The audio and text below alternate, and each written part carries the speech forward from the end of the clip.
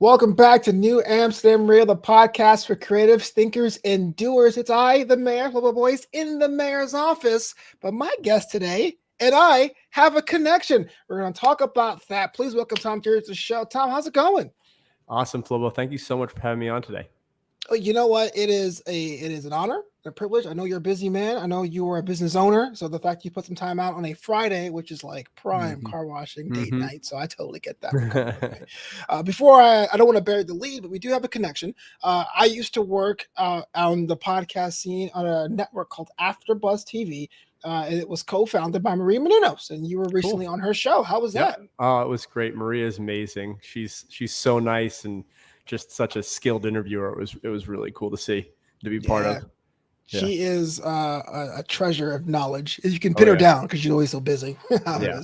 So let's talk business. You are in Florida, which is a state I lived in for about 4 years. I am a Flagler College graduate. So nice. That's North Florida, whole different world. But talk to me about your car wash. I mean, Rising Tide, it was definitely a unique start to it. Just get some background when it comes to that. Yeah. So my family founded Rising Tide Car Wash because my brother Andrew has autism. And we were looking to build a business that could employ Andrew, could create a community for him, and really empower people with autism more broadly. So we looked at a bunch of different businesses, and we really, really liked the car wash business because it's a really process-oriented business. It's also very detail-oriented. And at the time, we felt that those were skills that a lot of people with autism had. So this made sense. And we also felt like it was something Andrew could do. So we tested it out. We did a proof of concept with some partners. Actually, we found a wonderful mentor. His name is Paul Fazio, and at the time he's the president of Sonny's Enterprises, which is the largest manufacturer of car wash equipment in the world. And we were able to get him to really like what we were doing, and he let us test our concept at his the only car wash that he actually owns in Florida City, Florida. So that's all the way South Miami. Yeah. And, it worked out well. We were able to learn how to recruit employees with autism, learn how to train employees with autism. And at the end of it, they were able to meet the car wash industry standards for speed and quality. And we were like, okay, we can do it. Let's try to buy a car wash. And we bought one in Parkland, Florida. That was our first location. It was a struggling car wash when we purchased it. It wasn't washing. It was washing like 35,000 cars a year. And today, that store, since we've kind of been doing it now for a decade and learned a lot and really built something good, that store now washes about 170,000 cars a year. And it's been able to help us build 2 other car washes, which are just as successful as the first. So let's take a step back. So I understand the idea of having the car wash. You want to be helping those in the neurodivergent community. But I mean, there had to be a moment there where you're like, bakery, hot balloon company. Like, I understand that the jump to car wash, but why was that like, oh, this is where we're going to go? This is the path. Yeah, no, for sure. I mean, we looked at a bunch of different things. There were definitely other options. One of the things that really drew us to the car wash was that it was a very clearly successful business model. There's a lot of conveyorized car washes across the country. It's an asset-backed business model. So we were like, okay, well, if the whole thing just blows up and it fails, we still have a car wash that we can sell. Right.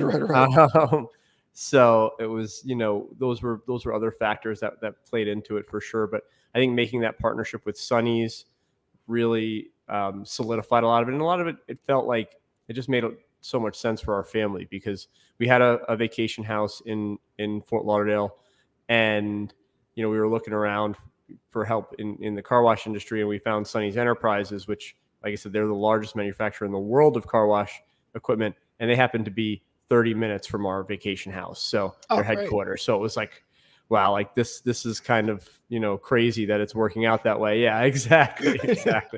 So we kind of just took it and started to like really dive into that business model, and it just kept looking good until we went through that testing process, and then we're like, we really know this is going to work, or at least we have a really high degree of certainty that it will, and kind of went from there. When did the business launch? What year? We bought the first location in November of 2012, and we started the research process about a year before that.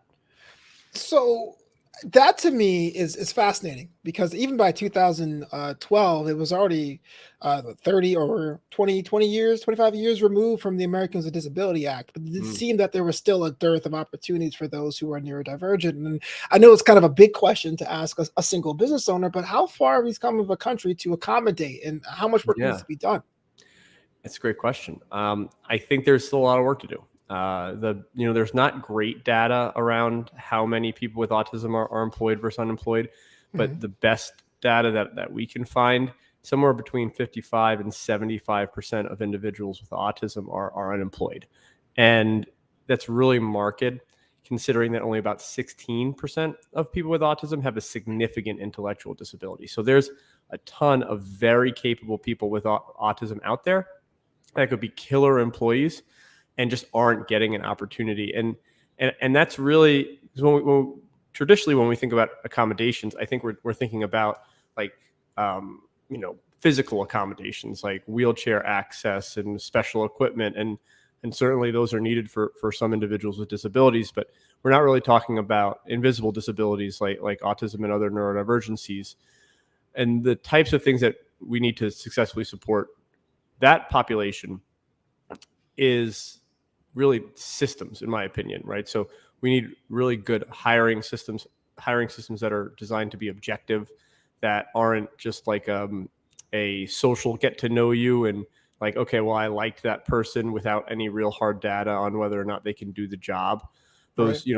a lot of times interviews kind of descend into this like social test when it's really, most jobs, there's a lot more to it, a lot more nuance to it that would be both the organization and the candidate would be better served by trying to understand objectively if someone would be good at that job. And that's the type of thing that we've really learned, is that when you're designing things for people with autism, you're really learning to design better systems for everybody, because the things that they need are generally the same things as everybody else. They just are a bit more apparent.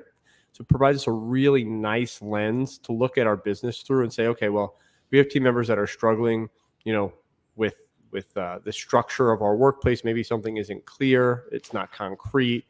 They're going to let us know about it really quickly, and it gives us an opportunity to fix it.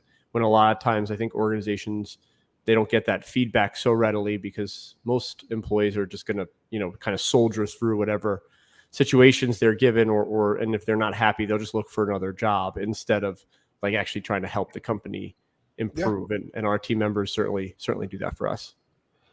That is so cool that you're able to rely on your network and your knowledge base to make your business successful. But and this is kind of a hairy question, so go with Okay. me.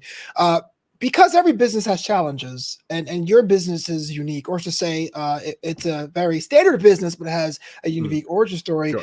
Do you personally or at the company level worry that people might get the wrong idea about hiring people? Maybe I say the E word, exploitive, rather than doing it for the benefit. Is there any kind of challenge when it comes to that, or typically it's pretty much been people kind of get it from get go? Well, I think it's a good question. It's something that we were really concerned about to start. So like we went and we partnered with all like the best people that we could. So like Center for Autism Related Disabilities out of University of Miami has been a partner and has helped us kind of build our work environment to be as inclusive as possible from day one. We're really conscious of making sure we're providing a good work experience for our team members. And honestly, we've never really been challenged. I think we thought we would be more, but I think for the most part, people do understand especially when they come to the business, they see that people are happy, that they're clearly being treated with respect and being treated fairly. So they come to us, and I think it's been really well received by everyone. And I, candidly, we were concerned about that to start, because obviously we're doing this for the right reasons. We got my brother, and like, we're really fully committed to the mission, but it's something that certainly someone could try to take this and make it an exploitative thing. So, we've been conscious to try to be as sensitive as we can, but there, certainly could have still been some pushback. Oh, absolutely. So can I ask you then, what's been one of the bigger challenges or surprising challenges as you grow your brand, Rising Tide? Yeah. I mean, most of the hardest challenges we've faced have very little to do with our staff and have to do with like learning how to run good car washes. Yeah. The fundamentals of running a good car wash business were much harder than I thought they were going to be when we started. It's essentially you're running like this big dumb robot, which is cleaning cars. It's got these, pneumatic systems, hydraulic systems, mechanical systems, electrical systems, high voltage electric, low voltage electric. And I didn't know about any of that stuff. And then you've got customers and it's on demand. So you've got, you never really know when your customers are going to come. And inevitably have times that are busier than you thought and times that were slower than you thought. And, you got to constantly adjust to those types of things. So that for me, at least was those were the biggest challenges, the early days of really learning how to run a car wash. And in fact, we didn't talk about our social mission for at least the first 6 months of operation, because we were afraid that people would get the wrong idea about our employees. They would think that maybe they weren't so good because we weren't putting out a great product, but really that just had to do with us not knowing anything about how to wash cars, and much less to do with how our employees were performing or how capable they were. So, we deliberately didn't talk about it until we knew we were putting a good product out. And then we started to, talk about the mission publicly. Actually, I'm going to hold off there because I like the idea of that. A lot of times when we start a business or a brand, there is a bit of two minds. Either you want to go full tilt and try to beat the big guys, or there's almost like this, it's a work in progress things. And more often than not, we do the latter and try to see what works. What doesn't, that's how things start to build and grow. So I commend you on that as well. But let's talk about those challenges and successes from your new book, The Power of Potential. I'm looking at it. It's like a nice blue book, but nice big white text. How a non-traditional workforce can lead you to run your business better. Question. A lot of people have the knowledge. A lot of people also say the game needs to be held close to the vest. What made you decide to say, you know what, I'm going to share my experience to the public? Yeah.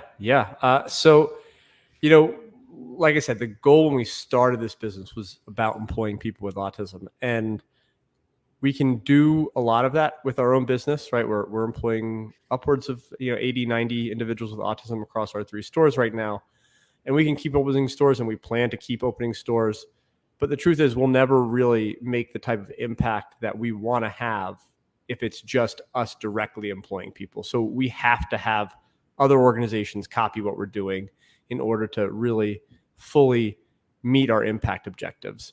Sure. And we really started to do that in like 2016, when we had gotten some really wonderful media attention in 14, 15, and 16, had some really viral videos, and we were on the nightly news a couple times. And whenever those things happened, we'd have all these parents and of children with autism saying that, oh my God, this is amazing. Like, how do I do this in my community?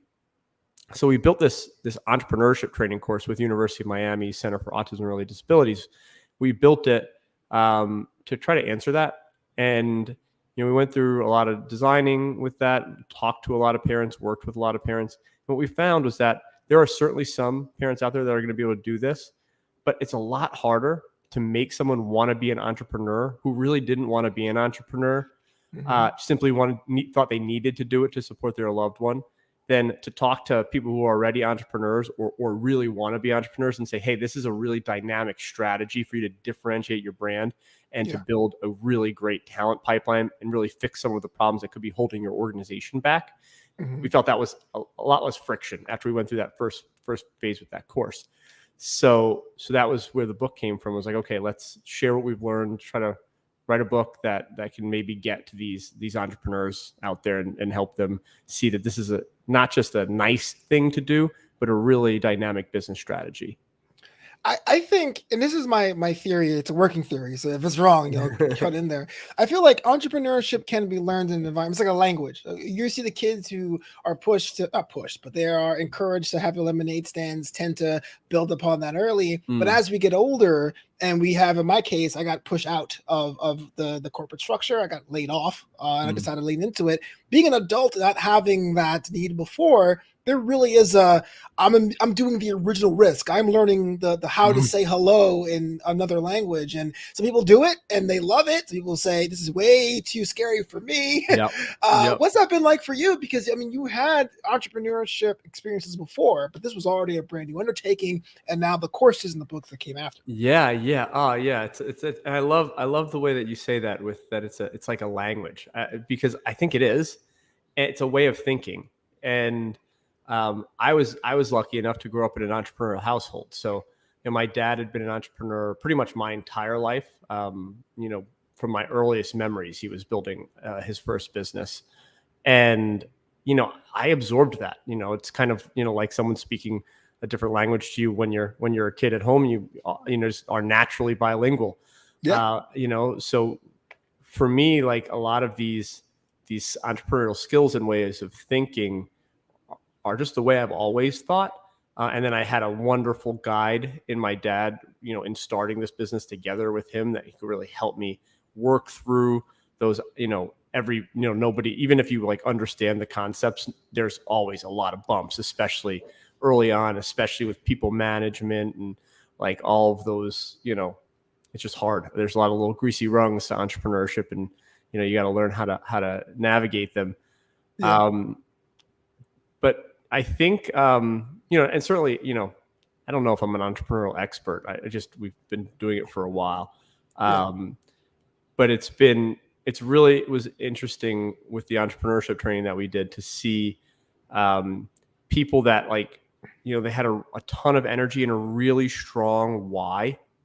Yeah. But very little, this is a totally foreign concept. And what we find a lot with people that are like starting businesses to employ people with autism specifically is they often fall into mental traps that they immediately fall off course, because so they'll go through this. This is a really common thinking trap for a lot of people, which is, okay, I'm doing this to employ my loved one with autism. I don't care if I make money. Okay. So I just want to create a great employment experience for my loved one. Okay. So I'm going to build something specifically off their special interests, even though they may be 18 years old. How much did you know about what you wanted to do when you were 18, right? So, okay, so we're going to build it off my 18-year-old kid's special interest, and we're going to build this wonderful employment experience off of it with very little thought about the business model. And all of a sudden, this kid's super happy and pumped to do this every day, but the business is bleeding cash and probably never had a prayer of really making money. So now the family's constantly putting money into this, and it really just becomes a hobby. And a lot of times it gets worse in that you see family members then, talk to their friends that are also in the community about what they're doing. And then they start taking on more kids, more young adults that are going to start to do this job with their loved one. And it's just hemorrhaging cash. And you have to it becomes a really sticky situation where you don't want to pull lifelines away from people, but you didn't do that hard work of trying to build a sustainable business to start. Right. And that, that was really that was the core thing we're trying to get across in the entrepreneurship training. The sustainability of the business is just as important. And frankly, it's more important than the mission, because you can't have the mission without the sustainability of the business. And without a foundation, the house will fall. So let's talk about the actual mechanics of the book and the course. So the power of potential, you have a wealth of knowledge, you decided to write it down. What was the writing process like? Did you work with a team? Is it when the inspiration strikes? Do you have a writing period of your day after work? How did you make sure what was important and what wasn't for this one? Yeah, for sure. So I'd never written anything before doing this book, besides a couple articles here and there. But so I had the initial idea. My dad was trying to push me to do this in middle of 2018. So I get excited about it and I start writing. I wrote probably 120, 150 pages, spent, essentially the mornings writing for six months or so. And at this point I felt like, okay, I have enough to really put together a good book proposal and start to, try to get an agent to represent me. And I just got rejected and rejected and rejected and rejected. And luckily I had a friend, his name is Chris Yee, who wrote a book, a couple books with Reid Hoffman. And I was like, Chris, can you just connect me with your agent? Maybe she'll talk to me if you ask her to.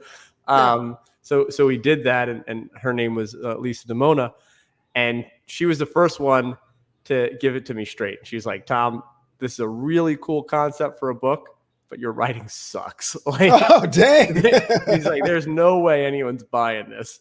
Yeah. So she was like, if you want to, she's like, I can hook you up with a collaborator, a writer, professional writer that can make this a really good book. And if you do that, you're able to get this person, her name was Sarah, on board. I'll represent it. Yeah. So I had to convince Sarah Grace, who did eventually say yes, as her name is also on the cover of this book. And so she said yes, and that became another 2-year process of writing it, making the proposal. It got rejected the first time we went out again to market. We rewrote it, reframed it, and then HarperCollins bought it. And the process for me with her, it was also dramatically easier when I had a professional on board to guide me. But we would essentially meet twice a week. We did do interviews, and then on the weekends, I usually spend about 8 hours or so a weekend researching and like kind of putting together the outlines and the thoughts, and then we'd talk through it, and she would like write and make it sound good. Right. So HarperCollins, Big Five publisher. What was that like? Is it like the movies where there's like giant glass offices, or is everything virtual these days? Like, how does that? Yeah, we did this during COVID, so it was totally virtual. Okay. It's like I'm on the phone just talking to these people, trying to pitch it. Yeah. And again, Lisa's a tremendous agent, so she was able to these people that we were talking to were people that she'd worked with, that she'd already been connected with, and having a good agency represent it was also really important to getting an advance that could pay Sarah and could really make the whole thing work. Yeah, it's always a common thread. It's like, if you want to go far, get a nice team, right? Avengers Assemble. So I respect that as well. So tell me about the response. I'm sure someone sees this on the shelf and they go, "What do you mean?" And they check it out, and it's a different story, unique story. What's some of the feedback you've been getting?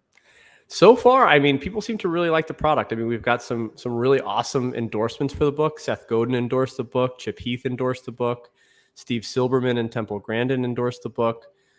And, I think the reason people like it is because, one, we did our best to tell the story authentically. There's a lot of, my failures through the process, a lot of like the mistakes we made. It's not trying to be preachy. It's trying to be real. I pride myself in trying to be, a practitioner, and it be like practitioner wisdom, and it not be like these pie in the sky type philosophies. Right. And then tried to ground it in research. So there's a lot of story to it, and there's a lot of research backing it. And I think because of that, people are enjoying it and finding it helpful. I've actually had a couple of people already reach out to me. It's like, oh my God, I brought some of these things right to my team already. The idea of like, if an employee is struggling, to look at them as the person that you should design the system around was like super enlightening. We immediately started to do that, and I was like, "Oh wow, that's cool!" Like, I never thought that was going to happen. That's so cool. I have individuals that are on the spectrum as well. I was an RA in college. Cool. That was my first experience where they would basically tell us like people with intellectual physical disabilities, they'll pull you aside and say, here are the needs they have. And it's cool to see, because my friend Josh now runs like the biggest Florida high school football network on TV. And I donate to the New York City Transit Museum. My dad worked for Transit. They have a program called Subway Sleuths, where they help kids with autism about transit and all that. So I'm always cool to see that there's other people, like the good people out there, helping out those that may need a little bit of a nudge. Now it's 2023. What is next for you, your business, and what is next for the release of this book? Yeah. So the book just dropped on January 24th. So, we're recording this on Friday of that week. So congrats. We'll see how it's going. It's still all very much like a fluid process for me. But my hope is that, we'll be able to really get a lot of business leaders interested in this idea that by designing an organization around people with autism, you can identify needs in your business that really benefit everyone. And also by doing that, you become more inclusive. You have better access to talent. All these organizations that are struggling to find talent, that's something that we never do. We always have, a wait list of candidates for our business, which, I mean, people can't even wrap their heads around that sometimes, right? Especially in this type of like frontline service roles that we have. Sure. And so I'm really hopeful that people will start to try to do these types of things in their business. And then for our organization, for the car washes, we're continuing to grow. We're at this point, we're looking at how can we partner with other, with potential investors. At this point, it's been our family doing it, which has been great. And that's gotten us pretty far, and we can continue to grow organically one store at a time. But we'd really like to try to bring on some like values aligned investors to try to grow the organization a little bit more aggressively in the coming years. Looking forward to that. Tom Deary, New Amsterdam Radio. We got 2 questions we usually ask all of our guests, the hardest questions in the show. So if you're ready, we can do it. Okay. I'm ready. All right. What is your favorite junk food? Ooh, my favorite junk food. I told you it was hard. Pizza, definitely pizza. I try to eat healthy all week, but then on the weekends, I definitely want some pizza. It's a fruit salad. What's your favorite topping? Buffalo chicken. Okay, yes, let's go. There you go. Speaking of college, that was my college one for sure. And what's your favorite holiday? I'm just curious. What do you like celebrating? Favorite holiday? Yeah. Probably Christmas. Just I'm Catholic and grew up. That was always like the best when you got presents and stuff, and now the family gets together for that's always really good. Yeah, Christmas Day is great. Christmas Mass, it's kind of cold, man. I don't know. You guys down here. It's not cold down here. Yeah, you're for real. Shout out to Brooklyn. Tom Deary, thanks so much for being on the show. Now's the time if you have to say where you're going to be. People can connect with you online, ask you questions, buy a copy of the book. How do they go about doing that? Yeah. So you can find us on Facebook, Rising Tide Car Wash, or you can find us on Instagram at Rising Tide Car Wash, Twitter, Rising Tide Wash. And you can connect with me there on our website, risingtidecarwash.com. You can buy the book on our website, or you can go to Amazon. That's right. The book, The Power of Potential, available now on HarperCollins Leadership. So you want to make sure you get the leadership section of your local bookstore. This is New Amsterdam Radio. Thanks again for being on the show, Tom. Appreciate it. Thank you.